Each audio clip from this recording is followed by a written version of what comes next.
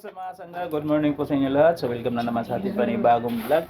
So ngayon mga sangga ay magluluto daw ulam pang almusal. So naubusan kami ng gasol kaya dito kami ngayon sa Dikahoy. So ang ano lang naman sa simpleng ulam lang naman ang lulutuin niya. Ang tawag niyan? Bihon? Sotanghon.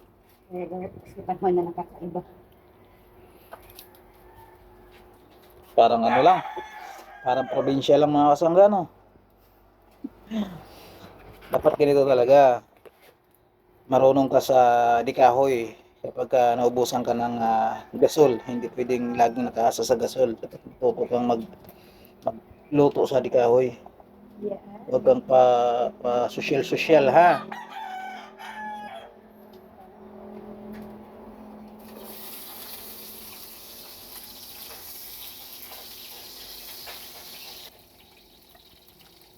Ang bango. Pwede na yan. Ulam na yan.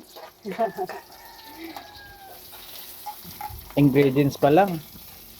Napakabango na. Sibuyas at saka onion. Saka minor cube.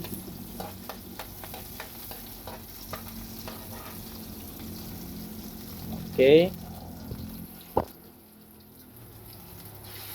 Ang manok. Boneless na yan. Ito na yung nabibili sa palengke.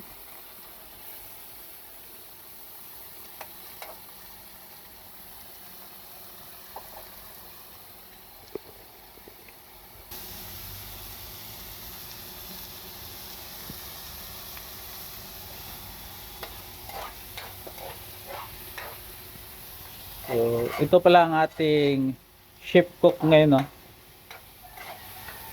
Si Adeline. Adeline.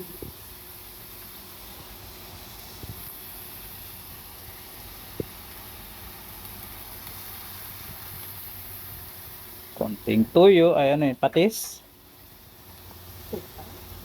Okay, tapos na, ganun lang. Matagal ka pa yan? Gutom na yung customer. Ako yung ano ngayon, ako yung judge. Tagatikim. Ano kasi ito sasali kasi ito ng cooking competition. Anong niluluto mo dyan, sir? Hindi na ako nag-init kasi nawala ng Nawala ng kuryente. Nawala na sila ng kuryente. Ano yan? Ay, wow. Palobit, may. Ayan, sikat mo. Akala ko pa. Itan talaga. Sabi ko, pag ikaw nag-guidance ha, harapin mo mag-isa ha. Ngayon, pupuntahan kita, pero pagkasunod, pag nag-guidance ka, hindi na kaya ko pupunta bahala. Ang maganda dyan, pag kausapin mo siya, wala si papa niya. Oo, yun naman para. Ay, munti ka na yan, maano ni Butata si Ita, kasi malaban si Ita.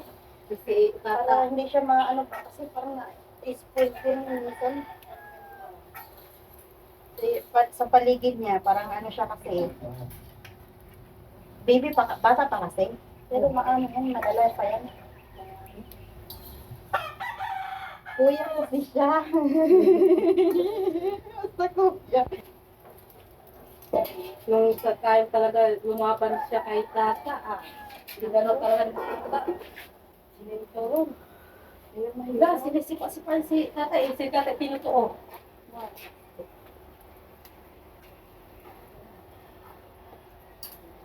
Busin natin yung paminta.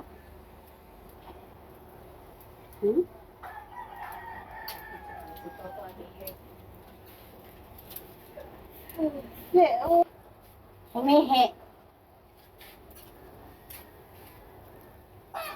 Okay, luto na ang ulam.